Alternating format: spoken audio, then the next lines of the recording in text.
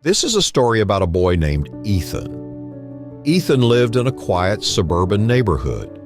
He was 8 years old, an only child, and the son of two hard-working parents who often left early in the morning and returned well past sunset.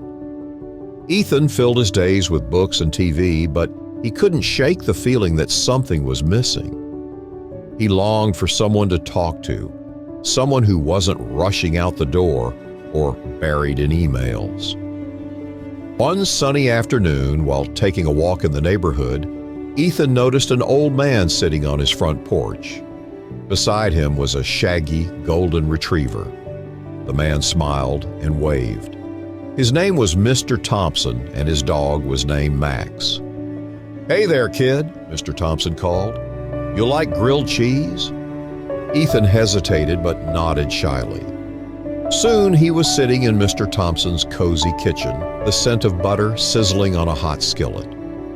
Mr. Thompson showed him how to press the bread just right, how to wait for the cheese to melt perfectly. It was the best grilled cheese Ethan had ever tasted. After lunch, Mr. Thompson pulled out an old chessboard. He taught Ethan how the pieces moved, how the knight could leap, the queen could command, and the pawns, though small, could change the course of the game. Ethan wasn't very good at first, but Mr. Thompson was patient. They played for hours while Max curled up at their feet. Days turned into weeks, and weeks into months. Ethan spent most of his free time at Mr. Thompson's house. He and Max would race around the backyard, chasing sticks and tumbling in the grass.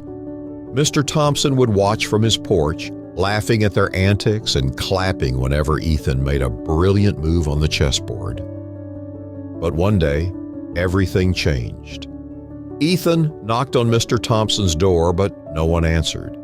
The house was quiet, eerily so. Later, his parents told him the news. Mr. Thompson had fallen ill and passed away. Ethan's world crumbled. He didn't understand why someone so kind, so full of life, could be taken away.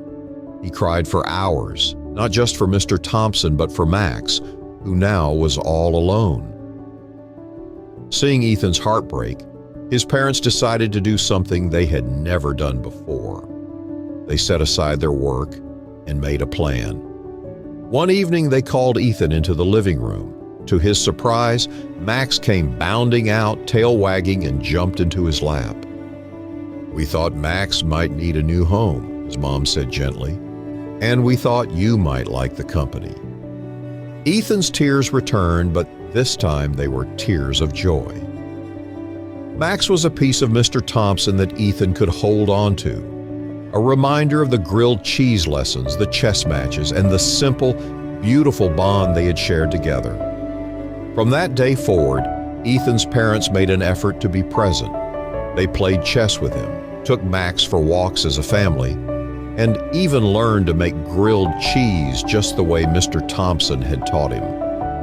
In their shared grief and love, they found a way to grow closer. Ethan learned a profound lesson. Love isn't just about the people you have. It's about the connections you make and the memories you carry. Sometimes love comes in the form of a golden retriever, a chessboard, or a perfectly melted grilled cheese.